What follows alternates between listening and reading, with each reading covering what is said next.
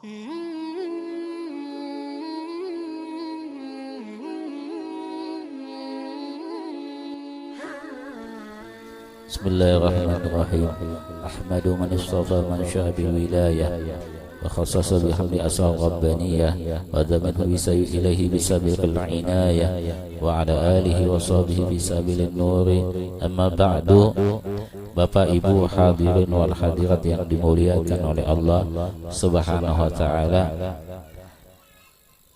dalam pembacaan munaqib atau perjalanan hidup atau sejarah daripada seorang kekasihnya Allah Subhanahu wa taala, disebutkan di situ bahwa inda dzikril awliya tanzilu rahmat. Ketika disebutkan akan cerita akan perjalanan hidup, akan munaqib daripada seorang wali Allah, maka Allah akan turunkan ke tempat itu kepada orang yang membacanya, orang yang mendengarkannya, orang yang ada di sekitarnya, dan juga benda-benda yang ada di sekitarnya. Allah turunkan rahmat, Allah turunkan keberkahan. Disebutkan di situ bukan cuma satu yang Allah turunkan rahmat itu, rahmat banyak sekali rahmatnya. Nah, oleh sebab itulah para orang-orang bahari, orang-orang yang dulu itu, para ulama kita, para guru-guru kita, mereka itu mengamalkan, mereka itu melaksanakan akan munaqiban, akan pembacaan munaqib ini, itu mereka didik kepada diri mereka dan kepada keluarga mereka. Apabila ada sesuatu niat, apabila ada sesuatu hajat, apabila ada suatu nazar, maka kebanyakan mereka itu menggantungkan akan niat itu dengan pembacaan munaqib. Jadi misalnya ada, nanti kalau saya dapat jodoh, saya membaca munaqib. Nah, maka baca munaqib itu kita dianjurkan sekali. Bahkan kalau dinazarkan, maka itu hukumnya wajib. Ya, hukumnya wajib. Begitu juga dengan yang lain. Kalau sehat, kalau dapat uang, kalau dapat rezeki, kalau diberikan kemudahan, nah itu semuanya digantungkan perbuatan kita tadi, niat kita tadi dengan pembacaan munaqib. Dan itu adalah artinya bertawassul. Ya, artinya tawassul itu apa? Tawassul itu adalah meminta kepada Allah Subhanahu wa taala dengan perantara. Jadi tawassul itu, wasilah itu namanya perantara. Nah, dengan perantara ini mudah-mudahan wali yang kita perantarai ini, kekasihnya Allah, orang yang dicintai oleh Allah, itu cepat kabul doanya, cepat kabul akan doa kita. Kenapa? Karena dengan berkat wali. Ya, kalau dengan berkat kita nggak akan bisa, lama sekali. Siapa kita? Ya kan? Siapa kita ini? Amalan kurang, bacaan kurang, ilmu kurang, adab kurang, apalagi gak ada yang kita bisa banggakan. Yang kita cuma bisa banggakan itu adalah orang yang mana dekat sama Allah, yang cinta sama Allah dan Allah mencintai mereka, yaitu adalah para wali. Nah, inilah yang banyak kita lihat daripada sejarah para wali itu. Kayak misalnya Habib Ali bin Muhammad bin Husain Al-Habsyi, itu beliau itu punya orang tua. Setiap ada wali, setiap ada orang yang ada di kampung itu datang dengan para ulama mereka, dengan para habibnya mereka, datang ke kampung yang ada di situ Habib Ali. Orang tua Habib Ali ini pun langsung mendatangi para ulama itu. Coba. Orang tua Habib Ali ini seorang alim, seorang yang dekat sama Allah, tapi masih meminta keberkahan daripada para wali. Datangi dengan anak beliau ini, Habib Ali yang ada di pangkuan di gendong ini, datang ini, Beb tolong doakan ini Ali, Habib Ali ini no.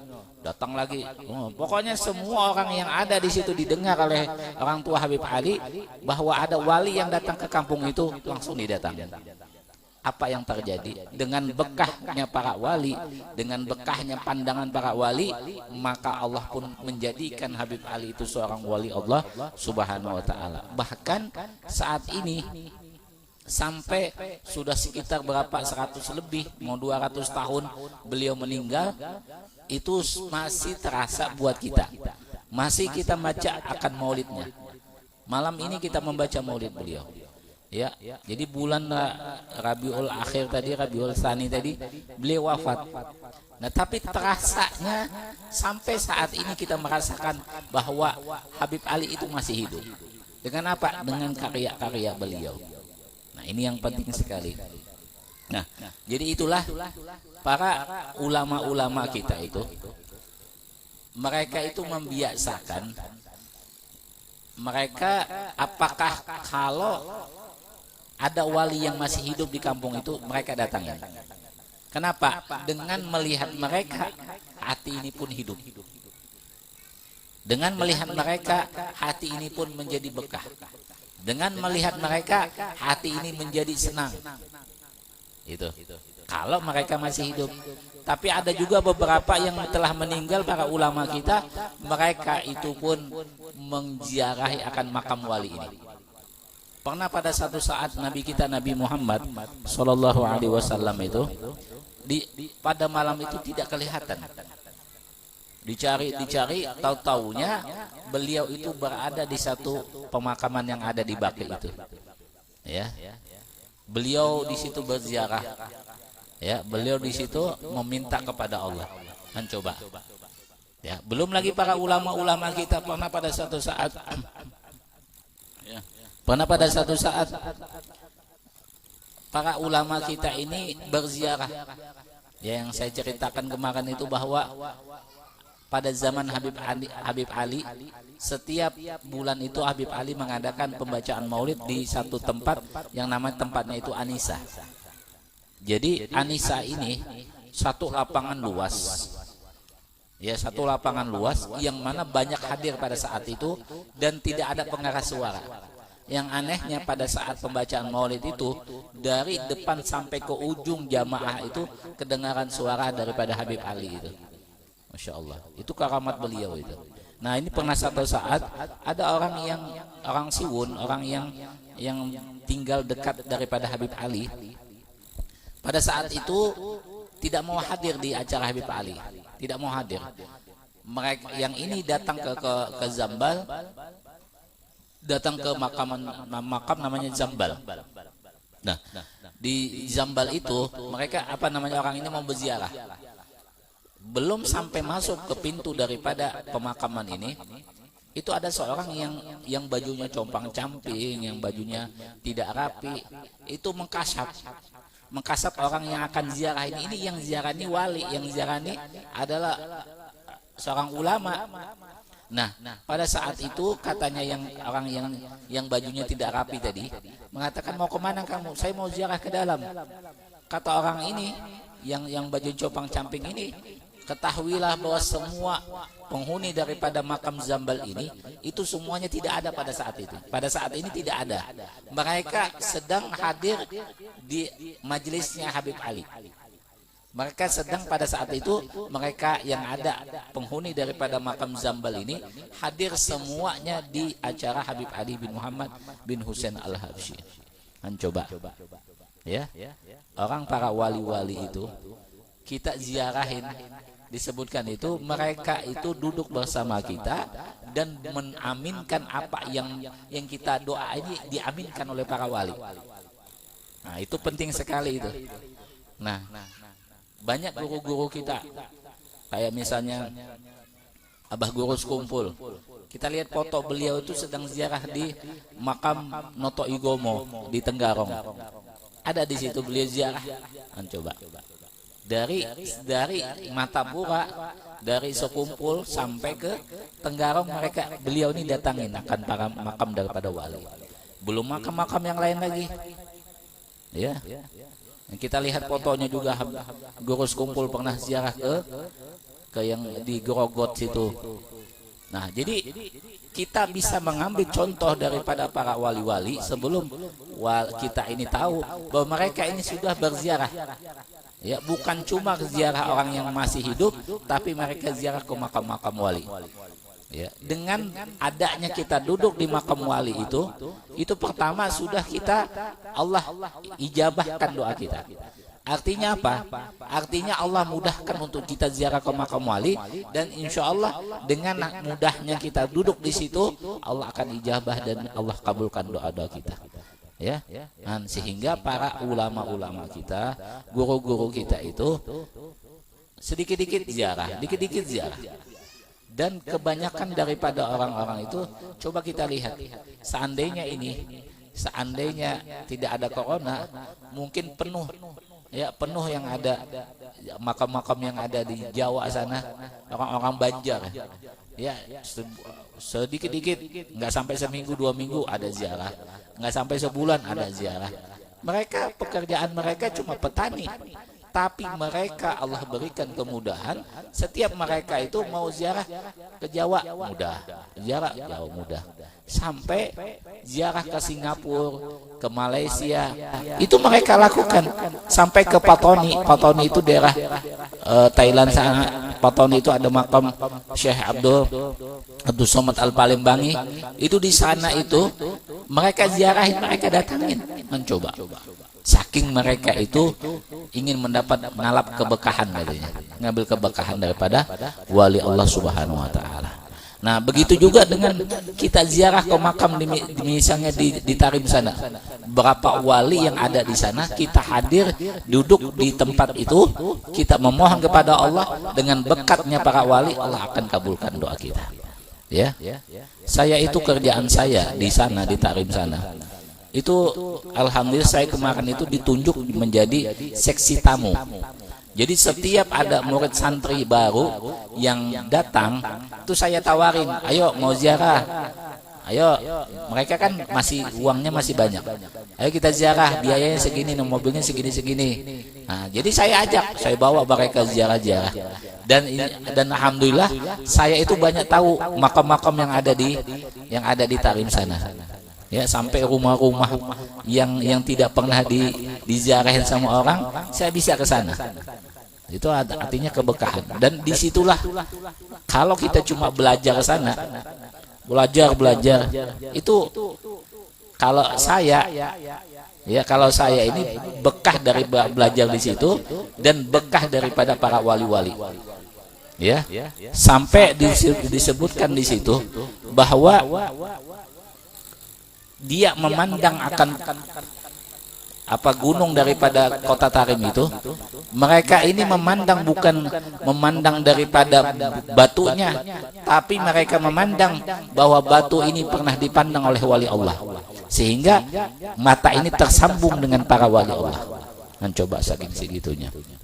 Ya, nah itu baru Tarim. Belum lagi kita ziarah ke makam-makam yang lain lagi, apalagi kita ke Madinah Munawwarah, yaitu kita berziarah ke makam Nabi kita Nabi Muhammad Sallallahu Alaihi Wasallam. Itu yang dunia. Nah, maka salah satu daripada ulama yang kita baca pada saat ini munakib beliau adalah Syekh Salman Al-Madani. Syekh Salman Al-Madani ini menjadi wali Allah karena beliau ini selalu berkhidmah, mengabdi kepada tamu-tamunya peziarah makam Nabi kita Nabi Muhammad Sallallahu Alaihi Wasallam. Setiap yang ada datang ziarah makam Nabi, beliau layani. Ayo makan apa, ayo mau minum apa, ayo mau berwudu, ini silahkan, mau istirahat, itu semua beliau yang layani. Kenapa? Karena yang datang ini adalah tamunya Rasulullah Sallallahu Alaihi Wasallam. Coba. Bukan cuma itu saja, beliau ini berkhidmah kepada orang-orang yang bukan cuma ziarah saja, tapi orang yang sampai santri pun yang belajar itu beliau senang. Penuntut ilmu yang alim pun beliau senang. Coba, bagaimana tidak dijadikan wali dengan sifat begini? Ini yang perlu kita tanamkan. Nah, gitu juga kita berkhidmah. Pokoknya setiap pekerjaan kita yang ada di majelis ini, ya, apa yang kita harap? Mau uang, Nggak ada kita uang di sini ya. Yang paling laskar ini dapat gaji 30 hari. Itu pun kalau ada juga yang ngasih, misalnya Abah Ijai senang, alhamdulillah nih lagi senang ini, kasih rokok satu batang kan itu, atau mau satu bungkus kan uangnya nggak cukup ya. Itu pun kalau juga ya.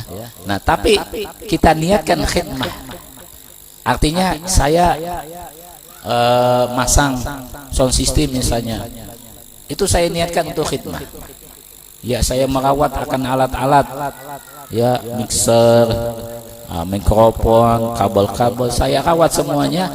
Ya walaupun itu alat itu memang rusak, tapi dengan dirawat, kayak badan kita ini akan sakit, tapi kalau dirawat itu akan lama sakitnya.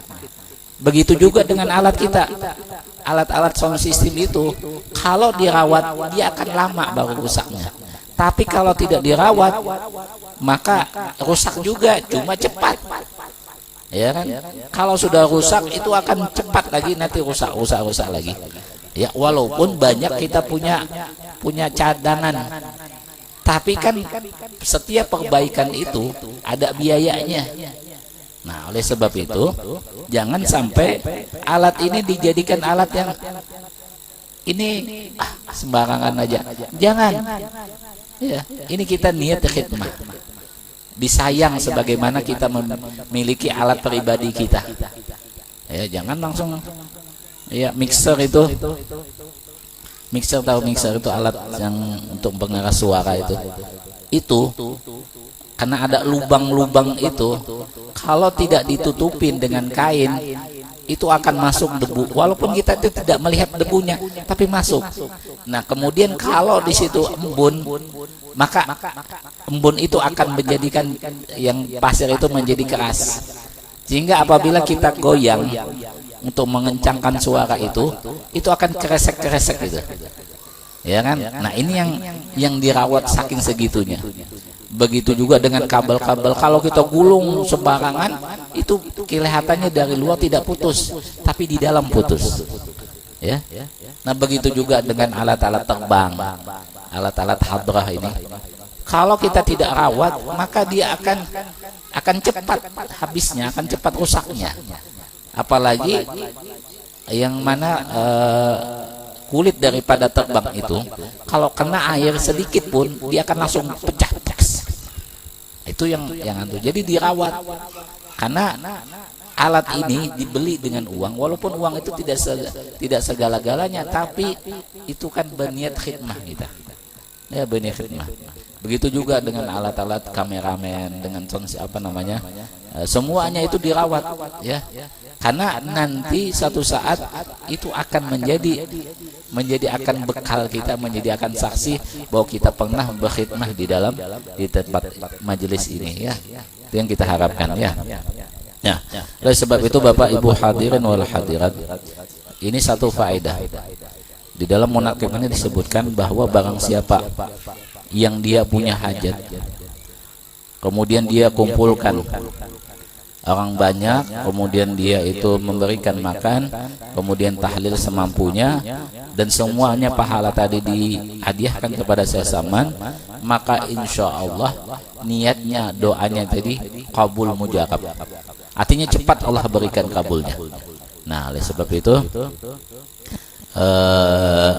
disebutkan ini juga barang siapa yang melazimkan membaca munakib pada hari wafat beliau, pada hari Rebu, pada bulan Dzulhijjah, 2 Dzulhijjah, maka insya Allah Allah akan berikan kepadanya akan sesuatu yang dihajatkannya, sesuatu yang keberkahannya. Nah itu oleh sebab itulah mudah-mudahan malam hari ini Allah kabulkan segala hajat-hajat kita, Allah mudahkan segala apa yang kita harapkan, Allah berikan apa yang kita minta, dan mudah-mudahan ananda kami Muhammad Zaki diberi kemudahan oleh Allah dengan berkat Syekh Saman Al-Madani. Mudah-mudahan diberikan kemudahan untuk bisa pindah ke Darul Mustafa dan menjadi orang yang berkah insyaallah di dunianya dan akhiratnya, dan juga mudah-mudahan semuanya hajat-hajat kita dikabulkan oleh Allah Subhanahu wa taala. Bisirrin Nabi wa alin Nabi, bisiril Fatihah.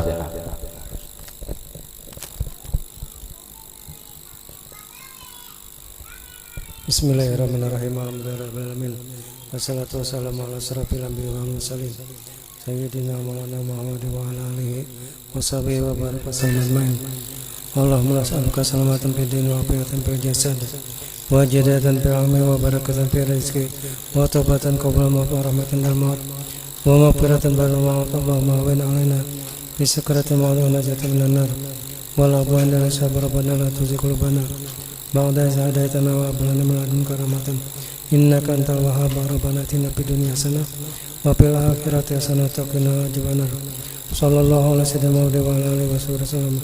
Subhana rabbika rabbil izzati amma yasifun wa salamun alal mursalin walhamdulillahi rabbil alamin. Bismillahirrahmanirrahim. Fatihah.